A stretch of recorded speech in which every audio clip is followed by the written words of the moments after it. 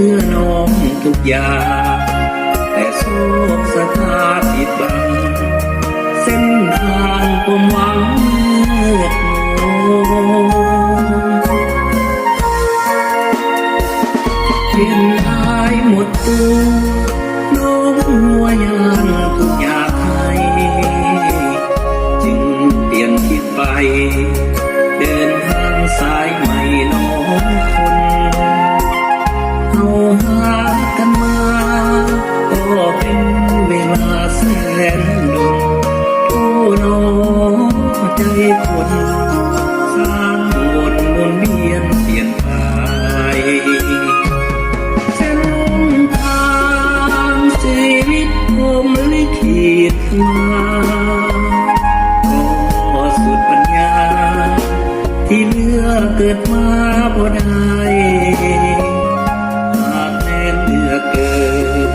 คนเดียวได้ดังใจหมายจะขอหัวแผ่นก้อนใหญ่มาซื้อจิตใจจอมทวน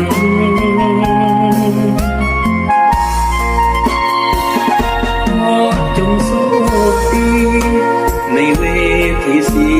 วิตใหม่จงสุขสมใจสมดังหรือไทยไฟฝันไอ้นี้มันจนขอยอมสู้สมโศกสันกราบทูลอาชีวันจบกันเพียงนี้นอ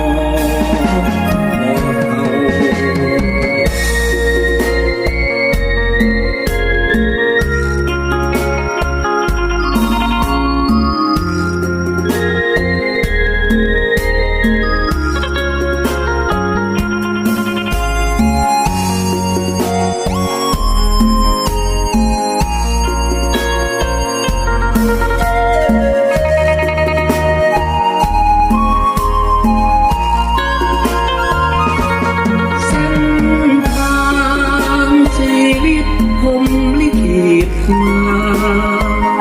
ก็สุดปัญญาที่เลือกเกิดมาบ่ได้หากแม้เลือกเกิดคนเดียวได้ดังใจหมายจะขอหัวกันก้อนใหญ่มาซื้อจิตใจจอมขวัญ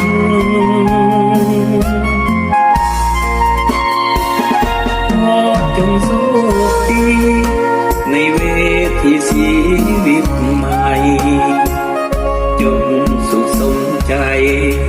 สมดังหรือไทยไปฝันไอ้นี้มันจนขอยอมสู้สนโศกสันกับฟูชีวันจบกันเพียงนี้นอ